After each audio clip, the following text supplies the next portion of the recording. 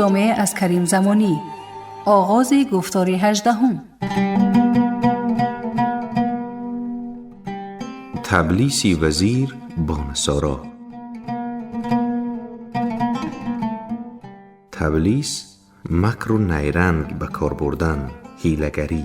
پس بگویم من به سر نصرانیم، ای خدای رازدان میدانیم. من به عیسویان میگویم که دین اصلی من نصرانی است، یعنی من هم کیش شما هستم، ولی این راز را نهان داشتم و ای خدای دانا، بر رازها و اسرار تو خود حال مرا میدانی. شاه واقف گشت از ایمان من، و از تعصب کرد قصد جان من. شاه جهود چون دانست که من به آیین عیسویان ایمان دارم، از روی تعصب و خشم آهنگ جانم کرد. خواستم تا دین ز شه پنهان کنم، آن که دین اوست ظاهر آن کنم. من خواستم دینم را از نظر شاه پنهان کنم و دینی وی هر چی هست بدان ظاهر کنم، یعنی خود را ظاهراً یهودی نشان دهم. شاه بوی برد از اسرار من، متهم شد پیش شه گفتار من. اما شاه از راز من آگاه شد، یعنی دین اصلی مرا دریافت و در نتیجه حرف من در نزد شاه به اعتبار شد. گفتی تو چون در نان سوزن است، از دل من تا دل تو روزن است. شاه گفت سخن تو مانندی سوزنی است که در میان نان فرو رفته باشد، یعنی سخنان تو با یاوه ها و دروغ ها آمیخته شده است. و همان طوری که زبان و دهان سوزن را در میان نان زود احساس میکند، من نیز به حیله و زرق تو واقف شدم، چنان که گفتند دل به دل راه دارد.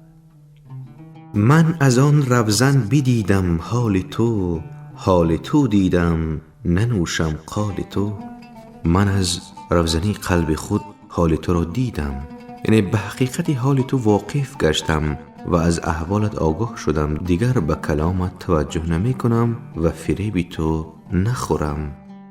گر نبودی جان عیسی چاره ام، او جهودانه بکردی پاره ام. اگر دین حضرت عیسی علیه السلام یاریم نمی کرد، چاره سازی من نمی شد، آن شاه بیدادگر جهودوار پاره پارم می کرد. بهر عیسی جان سپارم سر دهم، 100,000 منتش بر خود نهم. من به خاطر عیسی علیه السلام جان خود را خواهم باخت و سرم را در راهش خواهم داد و جان دادن در راه او را منتی بیشمار بر خود می دانم. جان دریغم نیست از عیسی، ولی واقفم بر علم دینش نیک. بیت 7 در جواب سؤال مقدر آمده است بدین مضمون که حالا که برای حضرت عیسی علیه السلام آماده فدای جانی و آن را بر خود منت میدانی، پس سر و جانت را دریغ داشتی؟ جواب: من جانم را از عیسی دریغ نداشتم، ولی به علم دین او نیک آگاهی دارم. بر این جهت نمیخواهم فعلا جان در بازم. حیف می آمد مرا کان دینی پاک، در میان جاهلان گردد هلاک. من دریغ داشتم از این که دینی پاک عیسی علیه السلام در میان نادانان تباه گردد. شکر ایزد را و عیسی را که ما، گشتیم آن کیش حق را رهنما. خدا و عیسی علیه السلام را سپاس میگزارم که ما برای این دین بر حق راهنما و هادی شده ایم. از جهود و از جهودی رسته ایم، تا به زنار میان را بسته ایم. از وقتی که مسیحی شده ام از یهودیان و آیین یهودی تبرک جستم.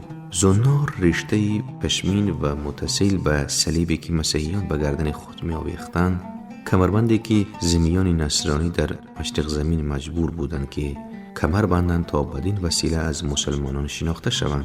زنار لفظ یونانی است. نیکولسون میگوید مسیحیان قرنهای اولیه عادت به بستن زنار نداشتند زیر سنت زنار بستن از زمان خلیفه ثانی یعنی عمر رضی الله عنه معمول گردیده است. به هر حال زنار بستن در اینجا تعبیری است از به آیین مسیح در آمدن.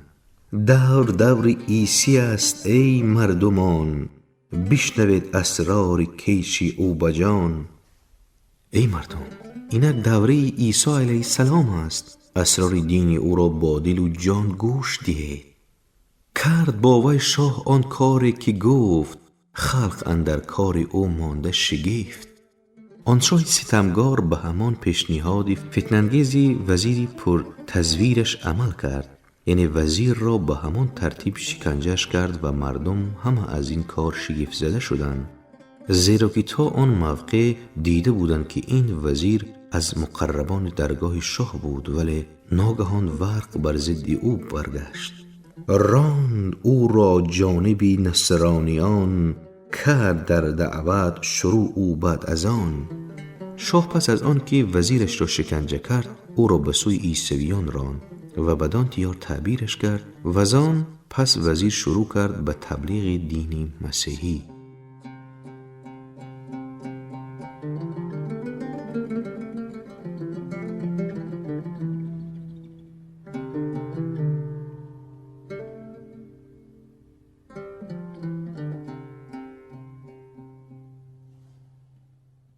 قبول کردن نصارا مکر وزیر را.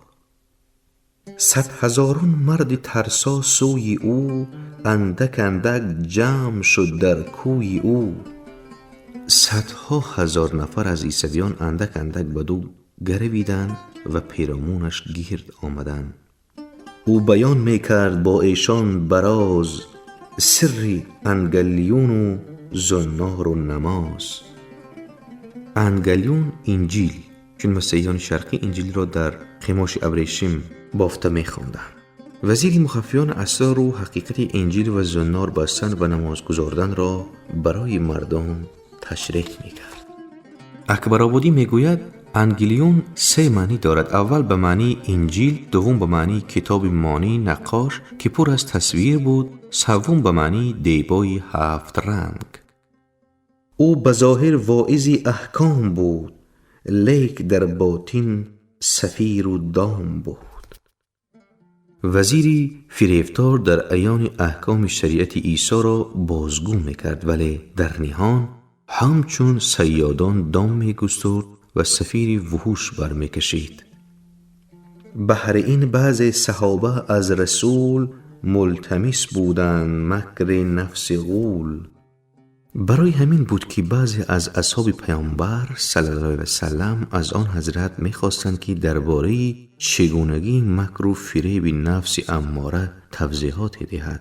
غول شیطانی مادینه به زعم عرب. شیطان یا جن ساحر جنسی از شیطان که به زعم عرب در بیابانها و بیشه ها زندگی می‌کند و بر سر راه می‌نشیند و مسافران را از راه به بیراهه می‌کشد و رنگ بر رنگ می شود تا آدمی را هلاک کند. عربان درباره غول افسانه های پرداختند و بعضی گفتند که با غول جنگ کردند و او را کشتند و بعضی مدعی ازدواج با غول شدند. برای اطلاع از عقیده های عرب درباره غول کتاب های زیادی هست، از جمله بلوغ الارباب.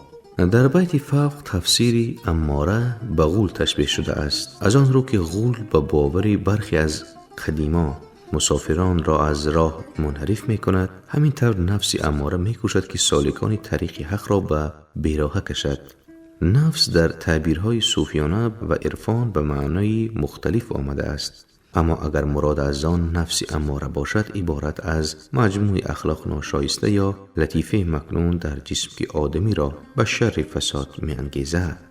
کوچی آمیزد ز اغراض نهان، در عبادت ها و در اخلاص جان. اصحاب از پیامبر صلی الله علیه و سلم سوال میکردند که نفس اماره چگونه اغراض نهانی خود را در عبادات و اخلاص قلبی مردم وارد میسازد و صفای آن را تیره و تار میکند. فضل طاعت را نجستندی از او، عیب ظاهر را بجستندی که کو. صحابه از آن رسول بزرگوار درباره فضیلت و ثواب حاصل از انجام طاعت‌های سؤال نمی کردند، زیرا نیک می دانستند که هر طاعت و عبادت ستوده است و انجام هر گناه مسلم نظیر دزدی و خیانت مذموم است. ولی چیزی را که نمی دانستند و مایل بودند بازی‌های نفس اماره و وارونکاری‌های ظریف آن بود که شناخت آن از هر کس بر نمی آید. چی بسا طاعت و عبادت با آداب خاص آن دقیقاً انجام شود، ولی نفس اماره در آن خلل درآورد و آن اعمال حسنه را در نزد خداوند بی‌قدر کند. پس شناختی خلل و غل و غوش نفس خود به معرفت عمیق نیاز دارد، زیرا نفس اماره اهل ایمان را در لباس ایمان می فریبد. مو به مو و ذره ذره مکر نفس، می شناسیدن چون گل از کرفس. اصحاب رسول الله به کمک آن حضرت مکر و نیرنگ نفس اماره را مو به مو ذره به ذره می شناختند، یعنی با تفصیحات رسول خدا دقیقاً به فتنه انگیزی های مرموز نفس اماره واقف می شدند، چون که مثلا گل را از کرفس تشخیص می دادند، یعنی همانطوری که فرق گل را از کرفس به وضوح تمیز می دادند. ریاکارهای نفس اماره و حیله‌گری های آن را از عمل خالصانه باز می شناختند. موشکافان صحابه هم در آن وضع ایشان خیره گشتندی به جان. حتی اصحاب دقیق و نکته سنج پیامبر صلی الله علیه و سلم با دقت به سخنان پندآمیز آن حضرت گوش می دادند و از شنیدن آن حیرت زده می شدند، یعنی از خطیر بودن حیله های نفس اماره مبهوت می شدند.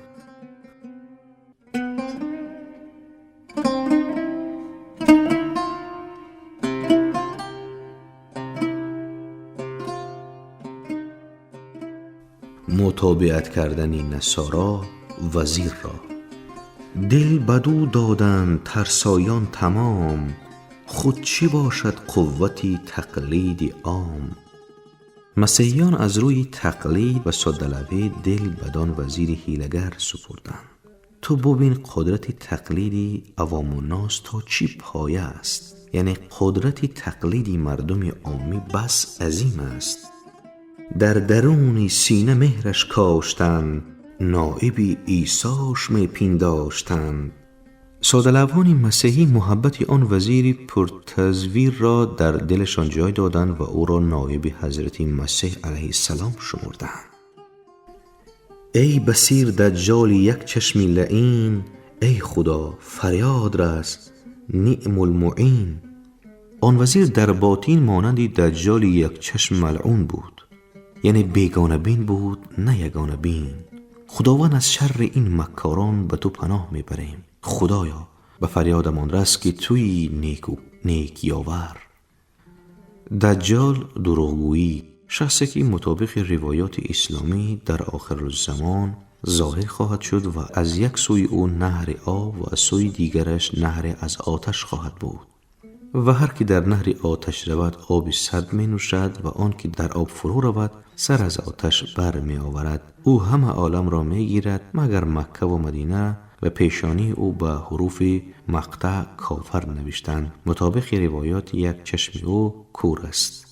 100,000 دام و دان است ای خدا، ما چو مرغان حریصی بینوا.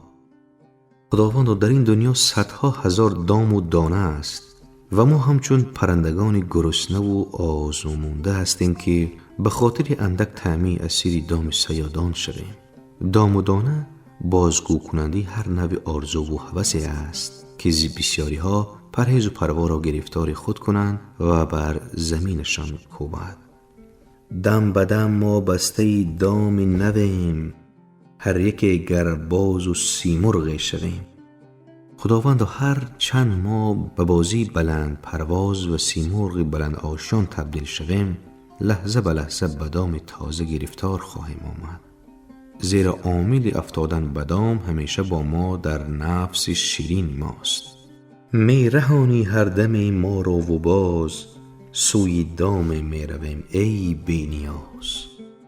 خداوندا از کمال لطف و احسان خود هر لحظه ما را از دام می رهانی، ولی خداوند بی نیاز ما دوباره به سوی دام ها می رویم. ما در این انبار گندم میکنیم، گندمی جمع آمده گم میکنیم. به عنوان مثال ما در انبار قلبمان گندمی طاعتها و عبادت را ذخیره میکنیم، اما همان گندم ها را از دست میدهیم. چرا؟ به خاطر اینکه موش هوای هوس در انبار قلبمان لانه کرده و هرچی گندم طاعت و عبادت را در آن انبار میکنیم، آن موش نفسانی می آید و آنها را می دزدد و تباه می کند. به تعبیر قرآن کریم دوچار حبط عمل می شویم. می نیندیشیم آخر ما به هوش، کی خلل در گندم است از مکر موش. آخر ما از روی عقل و تدبیر نمی اندیشیم که علت نقصان گندم نیرنگ و دزدی موش است. یعنی نفس اماره و شیطان همچون موش است که به انبار قلب ما نفوذ می کند و در طاعت و اعمال حسنه ما غول و غش در می آورد و آن را از خلوص خارج می کند. موش تا انبار ما حفره زده است و از فنش انبار ما ویران شده است. از آن وقت که شیطان یا نفس اماره مانند موش در انبار قلب ما سوراخی پدید آورده و بدان نفوذ کرده است، قلب ما از نیرنگ او دوچار خرابی شده است.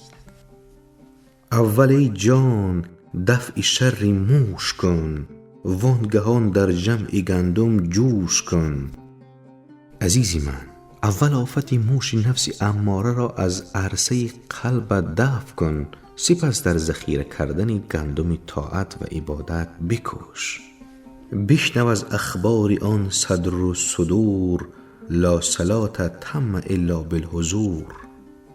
یکی از حدیثهای آن بزرگان و سرور کائنات را بشنو که فرماید نماز کامل و تمام نشود مگر به شرط حضور قلب نمازگزار. اشارت است به این حدیث که نماز مقبول درگاه حق نیفتد مگر به شرط حضور قلب. گر نموش دوز در انبار ماست، گندمی اعمال 40 ساله کجاست؟ اگر در انبار قلب ما موش شیطان و نفس اماره نیست، پس گندمی طاعت و عبادت 40 ساله ما کجا رفته است؟